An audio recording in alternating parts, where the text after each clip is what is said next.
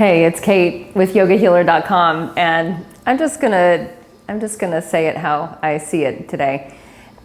I work a lot with people that are coming to me for issues, for health issues, for spiritual issues, for mental, emotional gain that they want to make. And I just want to share a quick story before we begin. My husband told me the other day, he said, "Your skin is so soft and juicy. It feels so good. It feels better than ever."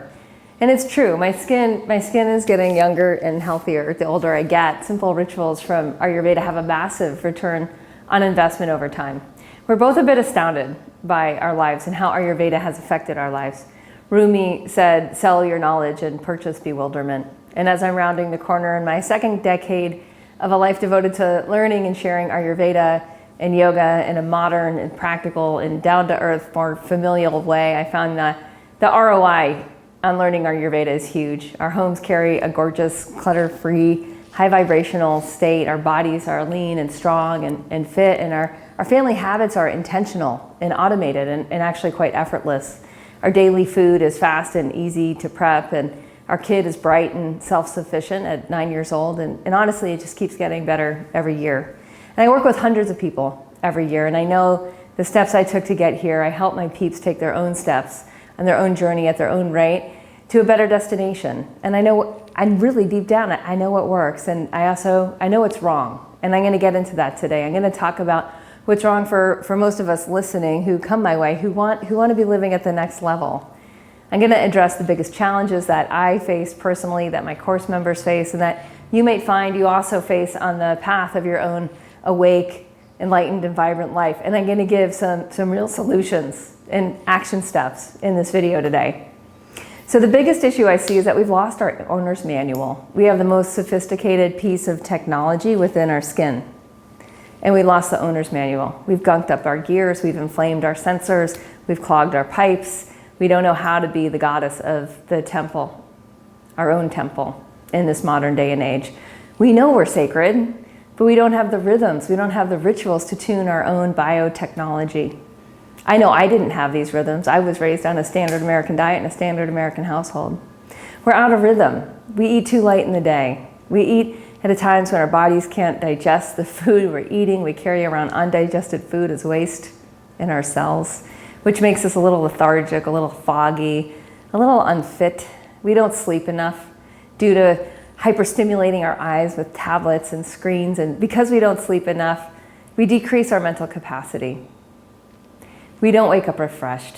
And then we make poor choices the next day, or poorer choices. And this cycle keeps going. And we often don't notice because we're used to being a little under-rested and less than mentally on our game. We've lost the simple art of getting a good night's sleep and starting the day on target. So what I'm gonna share next is a few solutions to this. So the name of the game right off the bat is to actually honor your sacred technology, to actually start to respect your biology. And just that mind shift state is huge. Just saying like, okay, I get it. Like I'm gonna get it, and I'm gonna start to learn from my own physiology. I'm gonna notice what's working, right, and what's not working. And I'm gonna pay attention to that. I'm gonna invest my attention into my own temple, and I promise you'll get instant results. You'll just notice like right away, like, are you truly hungry when you eat? When you're tired, do you get rest? And just that simple, just that little shift in upping your respect will make a huge difference. So in modern culture, our diet and our lifestyle create unnecessary inflammation. I think we're all aware of that, but we might not be that clued into that's the inflammation which destroys our joints. And the way we first start feeling that is we wake up and we just feel a little stiff or a little achy, a little bit behind on our day. And we get used to now getting surgeries on our joints as we get older in life, and this never actually changes the underlying inflammation issue. So soon as we get older, we're on the surgery train, and that develops more scar tissue and more arthritis. So even though we're too busy to invest our attention in our deeper desires, we're investing attention in our superficial desires, right? We're watching the next thing, or we're too busy and we're over-engaged. Most of us, it's funny, we're so off our rhythms as human beings, we don't even regulate our own bowels. I know from leading this global community that most people aren't eating and digesting and pooping on schedule. It's out of whack. Most people aren't starting their day with complete bowel elimination, which means they're carrying poop into their day and waste back into their bloodstream in the beginning of a day. Yuck City. Our children are overweight, they're stressed out, they're hyperstimulated, and often we aren't actually parenting to our own values in our own households. We often think like, oh, we need therapy to solve this problem. We actually just need to figure out and clarify and codify our own clan's values. We can hold ourselves then to our own values. We can raise our own bar. We can hold ourselves to a higher standard that is arising from within, that's aligned to our true desire. But like I said, most of us actually haven't taken the time to articulate our own values around our own bodies, around our own homes, around our relationships, around our words, and we haven't created a code to live by.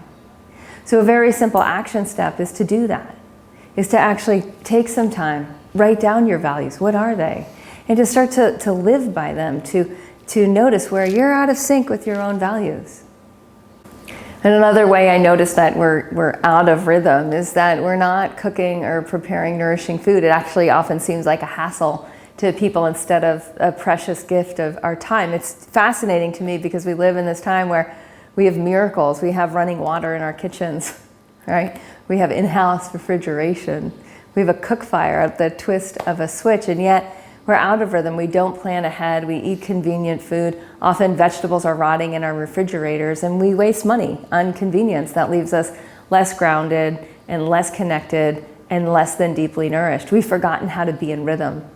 We need time for reflection. So one of the simplest ways to start to honor your own biorhythms and understand your own food nourishment desires is just to use a weekly meal planner. Just actually plan out what you're going to eat the next week. I use those as brainstorming boards. I don't actually follow it. I just like throw it on a piece of paper, right? Have it on my fridge, and then I can look at, oh, that was what I wanted to eat today. Okay, that sounds good. Or wow, that's what I'm going to eat tomorrow. I'm going to prepare a little bit ahead of time. So the solutions are very, very easy, but they require new habits, new building of habits. Another way we're out of rhythm is that we forgot that to be in rhythm, we need time for reflection. We're constantly releasing arrows without properly pulling back the bow. So of course we're then missing our targets, and being out of rhythm, we then get confused. Most of us are more confused than we actually want to admit. We're often confused about how we should invest our time, or how we think we should invest our time is not how we're actually investing our time.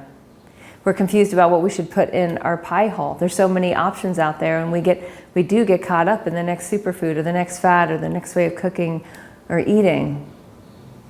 It's fascinating when we get that, it actually can be so much simpler than we're making it.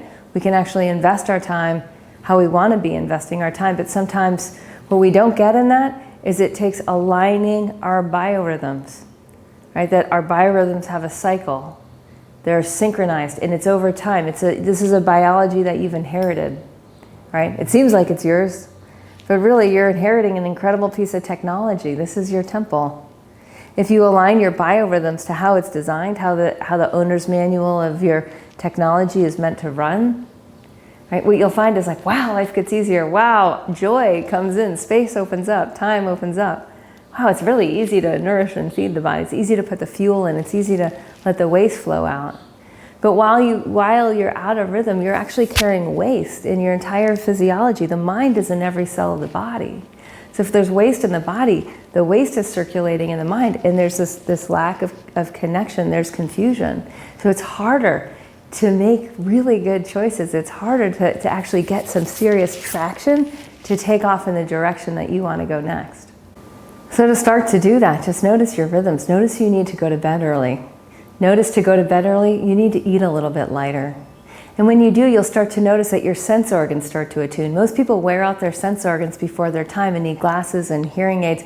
We're not respecting our senses that are here to steer us towards that which is amazing and away from that which is our poison.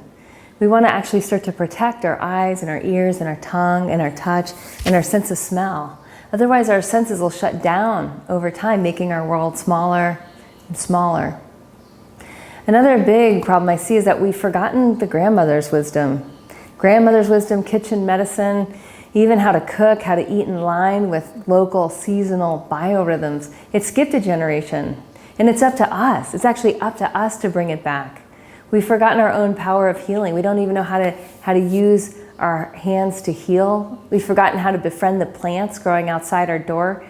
which are here to nutrify us. We have little idea of which plant is which and what worlds of wisdom this plant contains. The plants are older than us, humans, as a species. They know the cycles of the earth. They know the minerals of the dirt. They filter our water. And yet we don't invest our attention in them. Instead, we trample the weeds on our walkway in a rush to the store. This is so weird, right? To buy the next supplement or superfood, which is packaged in plastic. And then we pop a little power-packed gelatinous plant capsule down our gullet. We've forgotten the grandmother's wisdom. Most of us can't even list like 5 remedies from the dandelions outside our doorstep. And we don't have the rituals to remember. So I just want to say, like, this is what it was like for me before I was living Ayurveda. I didn't know. And what's happened over time is as you start to learn, as you start to recover the grandmother's wisdom, as you start to get interested and honor and find out what is growing outside my door, you get more connected. And that brings you deeper joy. It brings you more ease. It brings you more of a sense of abundance, of wow, my ecosystem, my yard, my walkway it's trying to nourish me. And you actually start to take in a different level of nourishment consciousness. And as you do, you stop being so needy. You stop needing other people to fill your needs because you actually feel fulfilled from being in right relationship with your own wisdom and with the planetary wisdom that's arising in your ecosystem. And as you do, you become a living conduit for the living wisdom of humanity. That's what grandmother's wisdom is. In Ayurveda, it's called the Ayurveda, and it's the wisdom of Ayurveda that lives through us, the spark of desire that we have. I know for me, it was what my buddy, some of you may know, Prashanti Dejagger, and he calls it being smitten by Ayurveda. And he says he says as much as you're looking for it, the wisdom is looking for you to live the wisdom, to live the grandmother's wisdom, to live the wisdom of our shared humanity. We're really in a weird time right now of mass confusion, and you can see it when you go into a big box store and you can see what in Ayurveda we call the amma. You can see the plastic on the outside and the obesity on the inside. You can see the confusion that many people are living in as they're grabbing for things superficially to fill the void inside, this void that comes from not being in touch with the gems within. It's so simple. So even just think right now, like, what is one way that you can live in sync with your grandmother's wisdom? Like I said, I'm going to tell it as I see it, because these are big issues and I've devoted my life to this work. So most of us don't have rituals. Most of us don't even know we're actually carrying the emotional baggage of our ancestors in our cells, because we don't know the ancestral healing rituals. That sounds weird, but once you've connected your emotional body back a few generations, you carry a much lighter load. You become much more free and creative and open to your own potential. But if you don't do the work, you're actually hindered by your ancestors' fears and desires and discontents, and because we haven't invested our awareness in ancestral connection, right? We're so future-oriented, we actually perpetuate the diseases of our ancestors, and we pass them off then through us to our own offspring. And that's a bummer, right? And as we learn ancestral wisdom, it's actually not that hard. The ancestral healing patterns are super easy. We need to develop rhythms and rituals around reconnecting. Most of us don't know how to use the spices on our shelf to ward off a flu or a cold, and that ends up being a massive energy expenditure over time as we then get sick and need to take time off, not in the ways that we want to, not on like free days, celebratory days, but in ways that we're just being sick. And then we reach for actually expensive solutions, whether they're pharmaceuticals or whether they're holistic medicines, right? And we actually start to shell out quite a bit for the solutions that are actually right there on our spice rack. And we could have used the spices to simply prevent the common colds and the common flus. So all of this to me is a big issue of like, wow, we don't know what we've already learned as humans. We don't know the Ayurveda. We just don't know. There's this level of disconnection, and it's not that hard to learn. I find it takes like less than a year to really embed all the habits and rituals, and that last a lifetime of living in alignment, of longevity, and where other people actually get a hit and get inspired by you, get connected more to their own self, to their own temple, just through your vibe. Another big issue that I see, and this is huge, is that we don't feel like the superstar of our own awe-inspiring reality show. Right? We're missing our own lives, and we sense like, no, we're not, but yeah, we kind of are.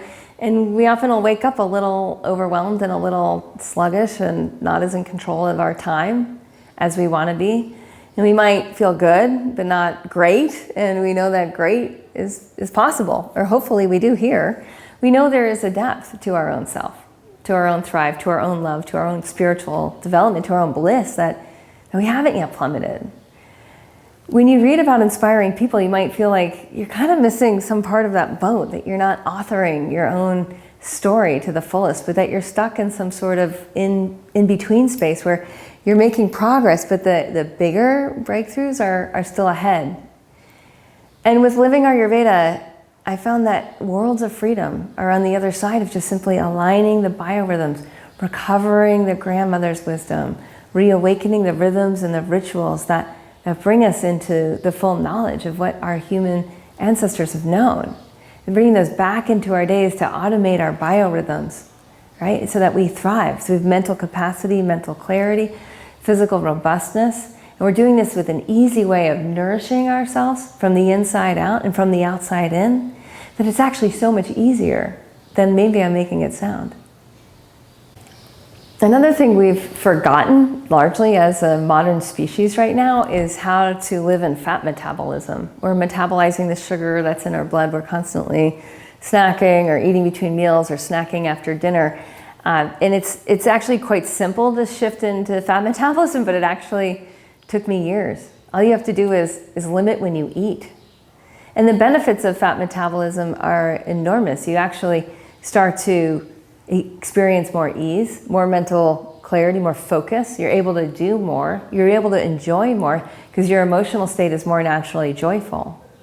Right? The way to stress yourself out is to feed yourself too frequently and not allow your digestive fire to rest and digest. In video 1, I told you I'd give you some insight on this, on like how to actually align not what you're eating. Don't worry so much about what you're eating, but get really interested about when you're eating, because the only way to shift your body into fat metabolism, where you're metabolizing your fat, which means you're turning over your own fat tissue. Remember in the beginning when I said, my husband said that my skin felt so good? Well, the reason why is because my fat tissue is circulating through my skin. And fat gives us luster through our skin. You know, so many people have like dry skin or skin issues of one kind or another, itchy skin, rashy skin, psoriasis, eczema, acne, clammy skin. And the issues go on. And sometimes people get like even like pimply skin on their arms. What's happening is you're not metabolizing, you're not recirculating your fat. Your fat tissue is there to lubricate you. And not just lubricate your skin and your joints so that you have great joint mobility. You know, the yogis are really into flexibility.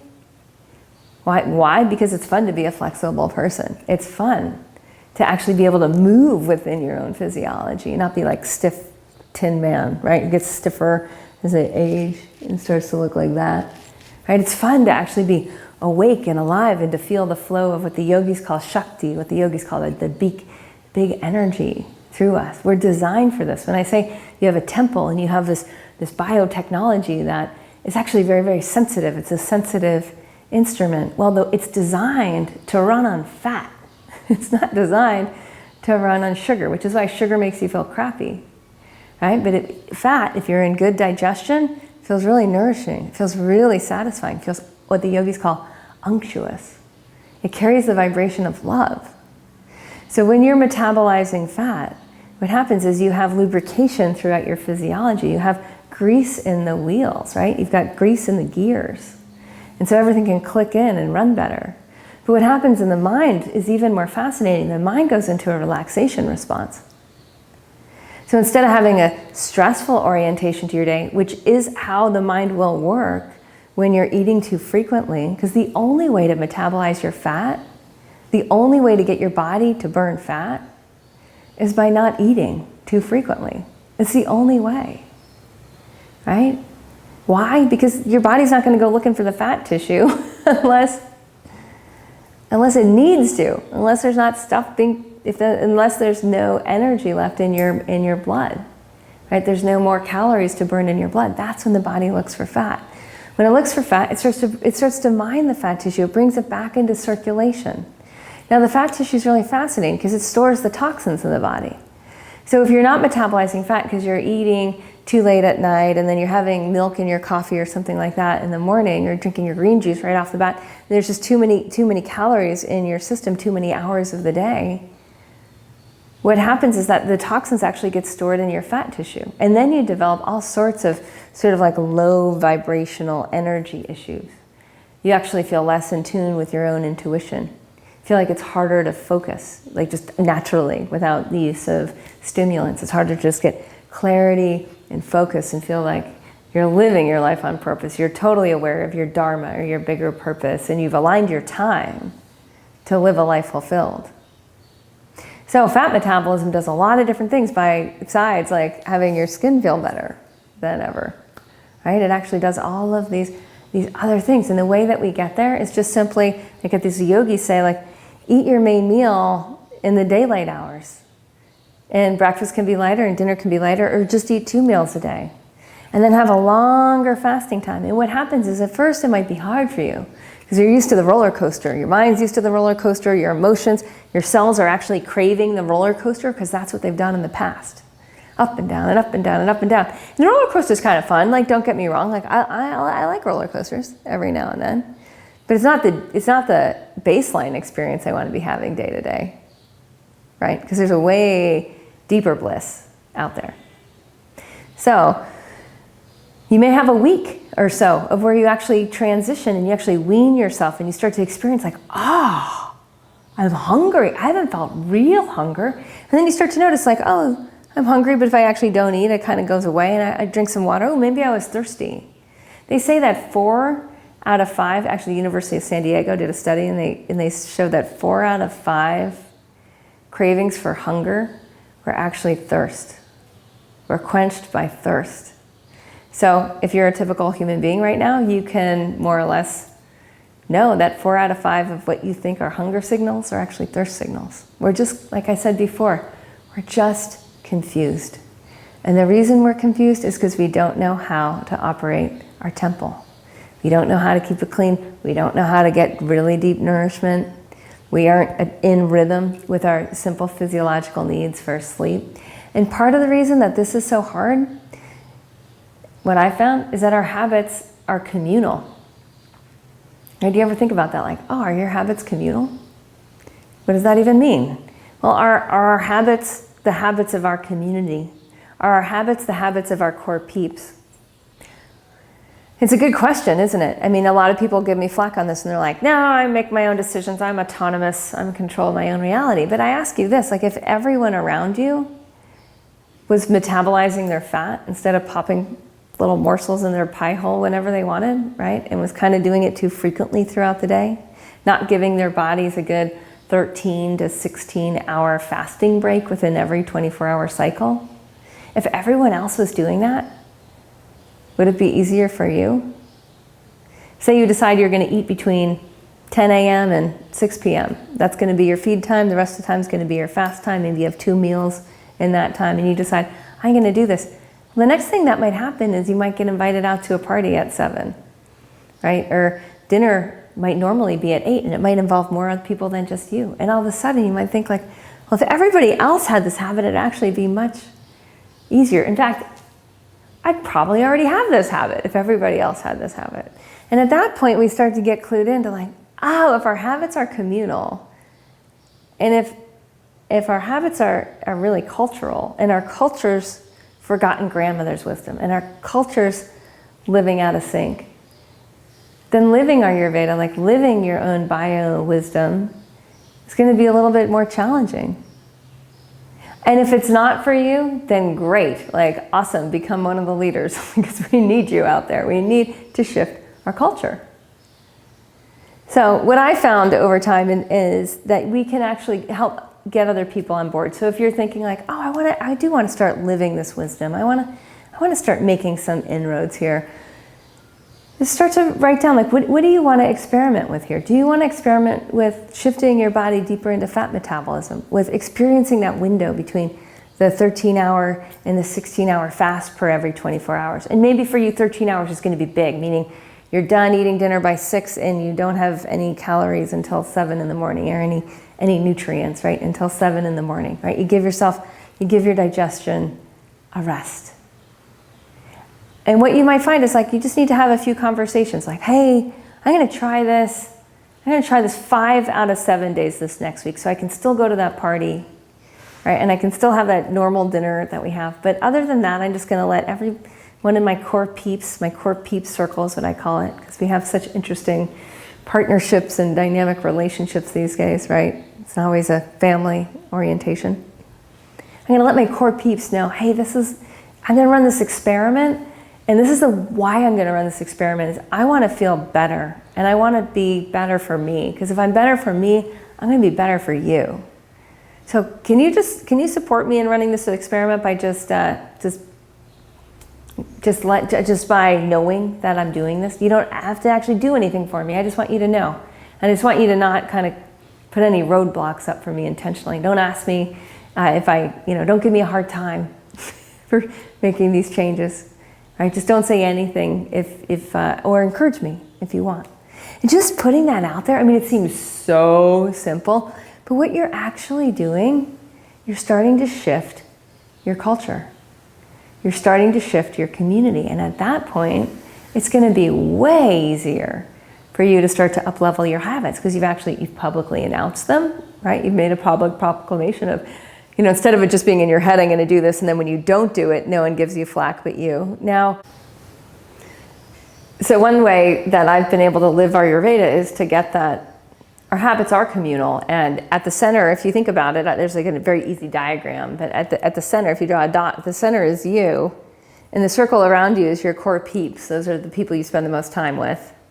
And then outside of that is your local community. And for those who travel a lot, your local community might be in like 5 different places that you frequent the most, right? I mean, it's a little different for everyone, but what is the community that surrounds you? And then what's the larger community outside that? What's the cultural community or your nation state? And just to start to see, like, what are the habits? What are the rhythms? What are the rituals? What are we worshiping at each of those levels? And to take some time and actually like draw it out. Right, in the United States, like we worship a lot of money, really, and progress. Like those are big things. If you watch TV, you might see, or if you see commercials, you'll see like this is what we're touting. We also tout thinness, but we also tout that we want like abundance in terms of like big plates of food and whatnot. So you can see how things at the much outer circles of culture, but they actually influence to some degree what's going on inside. But what's happening within your core peeps? So if you want to shift, to know what you're swimming in, know the oceans you're swimming in. And that can help, because there are oceans of people that are actually swimming in alignment with their biorhythms, that are living and have created temples within their own physiologies. They've awakened the sensitive technology within themselves, and they feel great. And they have habits that support their greatness, and they're living in alignment with their dharma, with what they're here to do in this lifetime. And they're super inspiring to be around. They're fun, they're awake, they're interconnected. And that's often what we want to realize is like, oh, that's out there.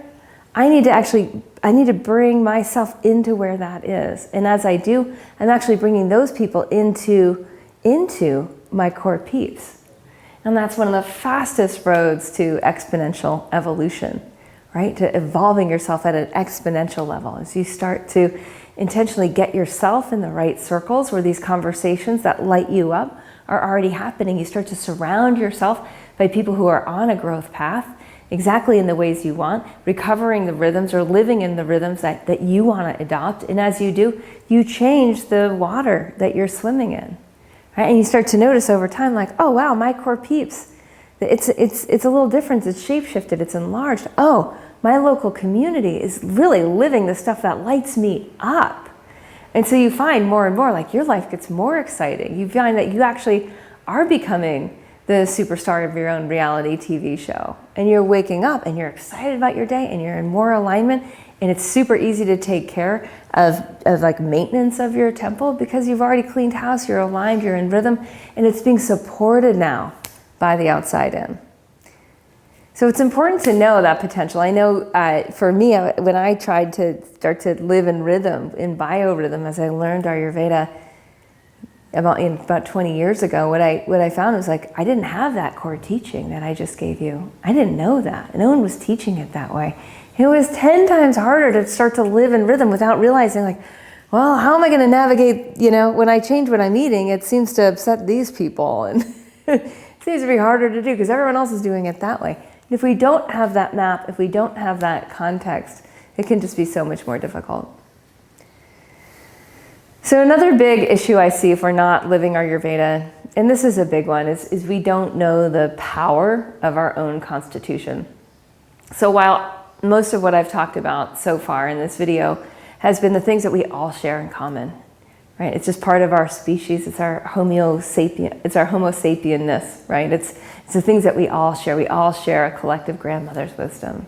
We all share a collective bio wisdom. That's part of being a smart monkey, right? That's part of being a self-aware Homo sapien. And yet there's actually, after that sort of fundamental, like big aha, big rhythms are aligned, then there's another layer. There's another depth of your own personal power, of your own personal constitution. And discovering your personal constitution within that is very connected to your dharma. It's very connected to your life's purpose of what you are here to do. We're all designed a little bit differently, but there's patterns in the different designs. And in Ayurveda, we call those different patterns constitutions. And so if we don't know our constitution, it's like we may have like, okay, this is the general owner's manual, and then there's the specific models, right? So you want the owner's manual to your specific model. And there's a little bit of self-exploration that goes in discovering what it is. Someone might diagnose you and say, you're a this, but that's very topical. You actually need to learn from the inside out. And it's not just a physical constitution, there's also a mental, emotional constitution. And as you understand your own psychological design, you understand your own psychological needs better. You're able to better meet your own needs, and you're able to put yourself in situations where others can help you meet those needs. Otherwise, what happens is our own needs, we're not really aware of them. We're not really different about how our psychological constitution is different from everyone else's. And we actually create issues for other people, often unknowingly. Right? And so what that does is over time is it confuses our relationships instead of empowering our relationships. And it actually destroys our ability for higher levels of interconnectivity instead of feeding the pathways that lead to higher levels of interconnectivity. And that's what happens as we start to go on the journey of awakening, of befriending, really getting to know the powers of our own physiological constitution and psychological constitution. And what goes along with that is our metabolic type. We all have different metabolic types that are somewhat aligned to our physiological constitution. In the first video I mentioned I would give a little teaching on this, and so I'll do that now. We have more or less 4 different types of metabolic types according to Ayurveda. And when we know what we are, we know what our tendencies are, right, we can actually design our nourishment rituals, our feeding patterns around meeting our needs. So the first type is called Sama Agni, and Agni is involved in that word ignite. Agni has its root in the word ignite. And with Agni, you have it's a power, it's the size of your own thumb. It's right at the place where you get hungry. And I know so many people don't let themselves feel true hunger. And again, we went before with like the thirst and hunger situation. But if you start to discover your deeper hunger, you start to uncover that, you'll feel like, oh, that's my Agni. That's what they're talking about. So Sama Agni is someone who's very in touch with their inner flame, right? They're very in touch with their true, deeper hunger, and they nourish themselves according to nourishing exactly what Agni, their digestive fire, can digest. And as a result, the nutrition they take in turns into energy and high quality tissue. Agnis are the main ones in the digestive fire, but they're actually spread throughout the different tissue layers of the body through blood and muscle tissue and bone marrow tissue, reproductive fluid, like the whole way down, fat tissue, right? They all have their own Agnis. And when someone has Sama Agni, all those Agnis are really in right proportion. Like their sensitive instrument is on, it's on full bore, it's going well. And it's very, very super efficient, like a high efficiency German automotive engine. And what happens is you can see it. They say a Sama Agni person, like their eyes sparkle and their skin gives off a luster and their mind is clear and their heart is full of joy. And in Ayurveda, this is the definition of a healthy person. A healthy person has Sama Agni. And I don't know about you, but when I look around, if I'm at the airport or if I'm at the grocery store, when I look around and I often see how it's just not the case. We're not swimming in an ocean of people with Sama Agni. And that's why I do the work that I do. That's why I create videos like this, is to help us awaken up. So the other three types of Agni, the other three main metabolic types, the first one is Vishama Agni, and that's where the digestive fire, it blows with the wind, and it often gets blown out. And so for these kind of people, when you eat, you often might get bloated. Or you might forget to eat between meals. It's hard to eat on a rhythm, but the best thing you can do for yourself is start to eat on rhythm. Eat during daylight hours. Set the times a day that you eat. Maybe it's 10 and 4. Maybe it's 8 and 3. Maybe it's 7 and noon and 4. Like whatever it is, like dial it in. Get yourself on a schedule. And that'll help you develop right relationship with your own digestive fire. Another type of Agni, and there's two left, right? One is having really hot fire. And if you have a really hot fire, what happens is you eat food and it burns really fast. Just like if there's a big campfire and you keep feeding it like twigs or kindling and it just consumes, the fire is stronger and it just consumes. And what happens is often the nutrients aren't digested deeper, so it's hard to space meals longer because food just goes right through. The fire's burning too hot. And if that's you, you might just notice, like, how can you cool your jets? How can you get more deep nourishment? Do you need to pull back a little bit? Are you trying to consume too much in life all at once? Are you not in rhythm with pulling the arrow back before you release your actions forward? Do you have too much going on in your life? Are you eating on the run? And just simply by slowing down, taking time, and consuming food more consciously, where you're not doing two things at once, and eating enough food and letting yourself rest a little bit after you eat to digest more slowly and evenly, you'll start to notice your energy gets way more even and your focus actually gets more stronger and at the same time more relaxed. The last type of Agni is Manda Agni, and Manda Agni is slow Agni. It's related to having a lot of like water, earth in the stomach area, where you eat food and it just kind of feels heavy. You don't get that air bloated where you get like sick, that feeling of being 4 months pregnant. You just get this like kind of almost it's like slight nausea. And especially when you eat richer food or fatty food where you just feel like, it's not going anywhere, it's just sitting there. And it seems like you're not really getting that hungry between meals. And that's Manda Agni. So if that's you, going back to that grandmother's wisdom of just mixing some pepper and some ginger, maybe with a little turmeric and some water, and taking that, and that just wakens up. It thins that mucosal lining in the stomach. It starts to wake up the power of Agni. Start to burn through some of that mucousy liquid in there that's not allowing good, complete digestion. So I hope through this understanding, like, wow, there's a lot to learn. Like, to live Ayurveda, there's a lot to discover. And the beauty of this is you have your whole life, right? You have every day of your whole life in front of you. And just learning, I live in Mexico part-time, and there's this expression I love, it's poco a poco, and it's like little by little, right? Just a little at a time, just learning a little, doing a little each day. I also like the Japanese term Kaizen, right? It's 1% improvements done daily, right? Have the biggest impact. Ayurveda, living Ayurveda, compounds over time. So a big problem that I see today is that most people aren't investing their awareness in the micro habits that lead to enlightened longevity Longevity for most people here listening, like I don't know if you've taken the like, are you going to be 100 quiz? It's somewhere on the internet. But most of you will take that quiz and you'll be like, yeah, I'm going to be 100. Like most of us have, enough healthy habits. We're not smokers here. A lot of us aren't big drinkers here. We're not eating a lot of processed food around here. We're not drinking soda around here. If you're watching this video, chances are you're already like doing yoga. You're already probably doing a bit of meditation, drinking green drinks, right? Like you're already pretty healthy. You're going to live to be 100. So the question is what does exponential growth look like between 70 and 100? Like what are the little habits that are lining you up so that you gain momentum over time, right? So that you keep getting smarter and better, so that your network, your core peeps is smarter and more enlightened every year. And that's the power of these 1% improvements, of getting the compound effect, getting an integrity with what you're doing today, right? So that tomorrow's better. Getting in more integrity tomorrow so that the next day gets better.